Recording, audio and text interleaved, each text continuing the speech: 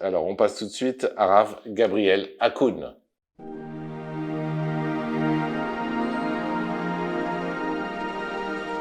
Je me souviens de ce matin du 7 octobre, à Simchat Torah, lorsque la synagogue a commencé de se vider de ses jeunes, parce que chacun était appelé dans son unité.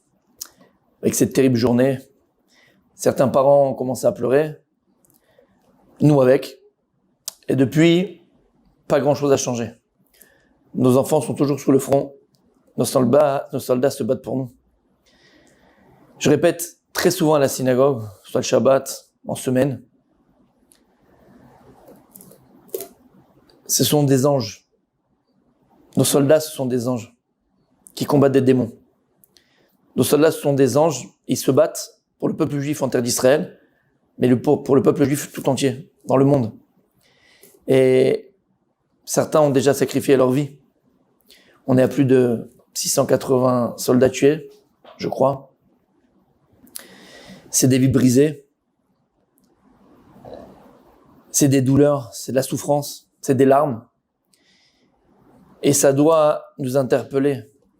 On a une obligation de vivre pour eux.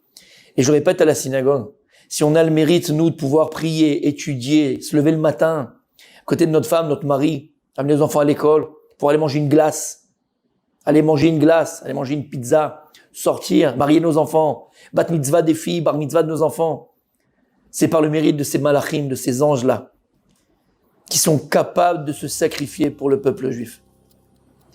Alors ça nous oblige. On ne peut pas rester indifférent. C'est impossible. Nous, ça nous oblige à être encore meilleurs. On se doit de vivre pour eux. De vivre pour eux, c'est-à-dire de vivre béhémet, notre vie de manière positive, constructive. Al-Pitora. On se doit de vivre pour eux. C'est la moindre des choses qu'on leur doit. Et on demande que Kadosh Baruch Hu protège tous nos soldats, qui reviennent tous en bonne santé, brim veshlemim, entiers, au psychologique, entiers dans leur corps, et qu'on puisse tous accueillir Be'ezrat Hashem, Mashiach Tzidkenu, très vite, qu'il daille les tsarotenu.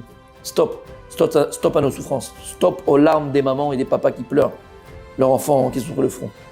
On est tous unis, on est un seul peuple, et on a le même combat.